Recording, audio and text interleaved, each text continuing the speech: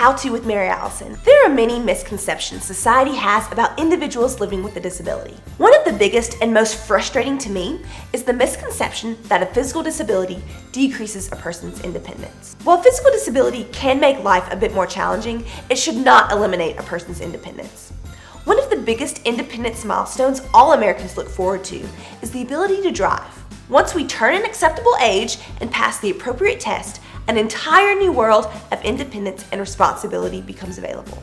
The great thing is that for most people who have limited use of their lower extremities, driving is quite simple and doesn't require many modifications. The first step to driving is learning what type of adaptations you may need.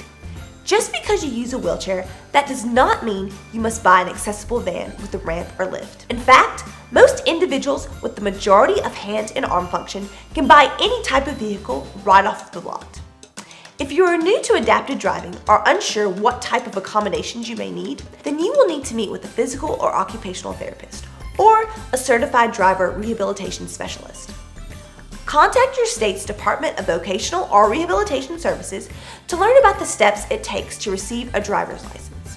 Most states require you to go through adapted driving lessons before you are able to get your license, but they also have programs where the lessons and modifications are at little or no cost to you.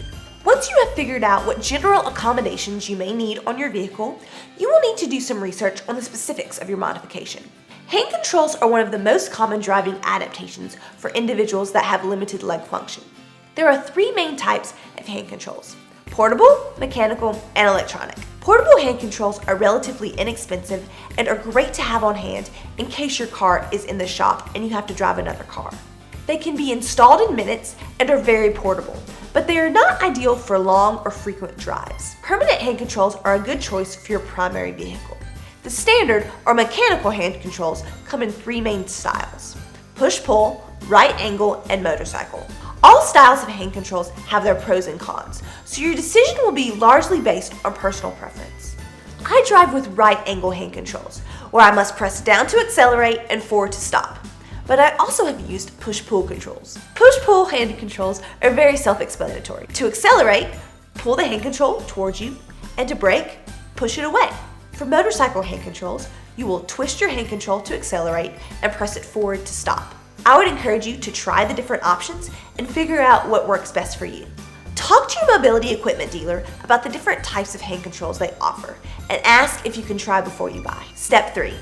Once you have picked your hand controls or other adapted devices, it's time to think about your vehicle.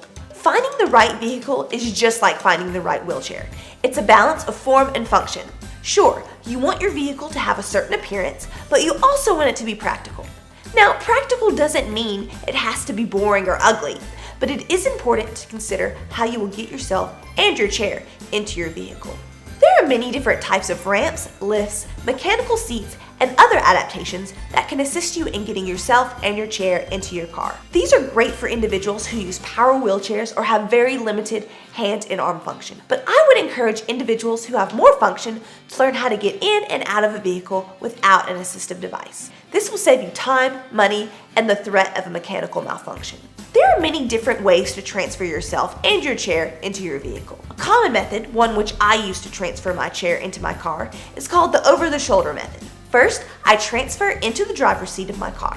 Then I recline my seat. I take the wheels off of my chair and I place them over my shoulder and into the back seat. I pick up my chair and I lift it over my shoulder and into the back seat. I tilt the back of my seat, put on my seatbelt, and I'm ready to go. Individuals may also use this method, but place the chair into the passenger seat.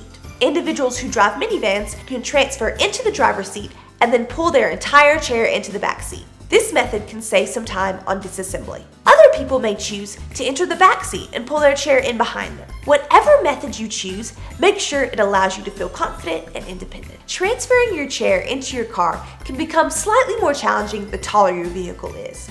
So take that into consideration when purchasing a vehicle. When transferring into a tall vehicle, especially if you are parked on an incline, make sure to apply your brakes on your chair. If you're like me and you don't have brakes on your chair, then you may want to attach a bungee or some sort of cable from your chair to your car. This will help you avoid a very awkward situation. Another step to consider when transferring into a tall vehicle is applying your seatbelt before you disassemble your chair. This will give you a little extra security when bending down over very hard pavement. Just like the many different methods to put your chair into your vehicle, there are even more ways to transfer yourself into your vehicle. I always look for a vehicle that has a handle or a grab bar on the driver's side as well as the passenger side. Many times, vehicles only have a handle on the passenger side, which can make your transfer much more difficult when you are the driver. Remember, when transferring into a vehicle, try to keep your arms and hands as close to your body as possible. The further out your arm is placed, the greater the stress will be placed on your shoulder joint. By simply keeping your arms relatively close to your body during transfers, this will decrease the chance of a shoulder injury. Step 4. Once you have found the right vehicle for your needs, then you can complete the final step of the adapted driving process. Take your vehicle to a mobility equipment or conversion dealer and have your modifications installed. If you're purchasing a new vehicle, ask your dealer what type of reimbursement their company offers for adaptive equipment. Almost all car companies offer a certain reimbursement for the cost of adapted devices. When it comes to driving with a physical disability, there are dozens of different modifications, many which I did not mention in this video, that can help you be an independent driver.